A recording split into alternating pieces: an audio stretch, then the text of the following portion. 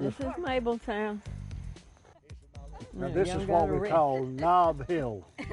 Snob Hill, not Snob Hill up Snob at Hill. the top. The Snob Hill this way, and Happy Hollow down here. Down here. I've been here 47 years. And for 47 years, I mean, that's all of our life. Over half of our lives is right here. Yeah.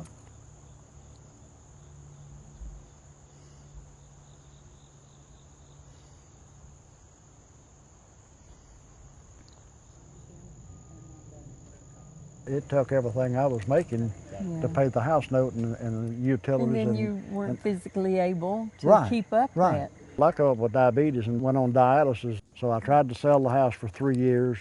That's when the economy really went down. Finally, I woke up one morning and I said, I'm not going to do it no more. I'm just going to tell them to come get it. As much as I love my daughter and my grandkids, it'll never be the same as what I had here. Yeah.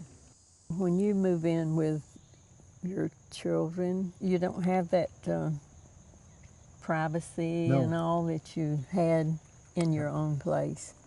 And that's why I want to stay healthy and stay at my house as long as I can.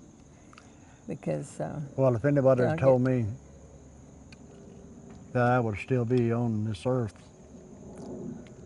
15 years ago, I said, you're crazy, because my daddy died at age 63. Once the promise of the American dream, the suburbs were built for young families who drive. But that's not who lives here anymore. Today, most Americans are growing old in the suburbs. And what has happened just over decades is the majority of the suburban expansion focused on that 3-bedroom house with the 2.5 baths. And that was to support the baby boomers as they were first young themselves and then raising their own kids. We have houses over here, we have our stores in another location, we have our library and post office in another location, all of which are connected by the use of an automobile. What do you do when you can no longer live there, when you can no longer drive? Are you isolated? Can you stay within your community? Do those different housing options exist for you? This will always be home. I went to a couple of senior citizen places up there, and I wasn't impressed at all. Oh. So I says, I'm just not going to worry about it.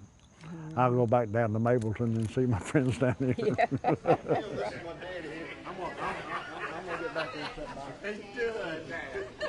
How is it that we redesign an entire community that will meet these changing needs of our population, both for the young and for the old, because subsequently, if you make a place senior-friendly, it's also kid-friendly, which makes it a perfect scenario, especially in your suburban areas.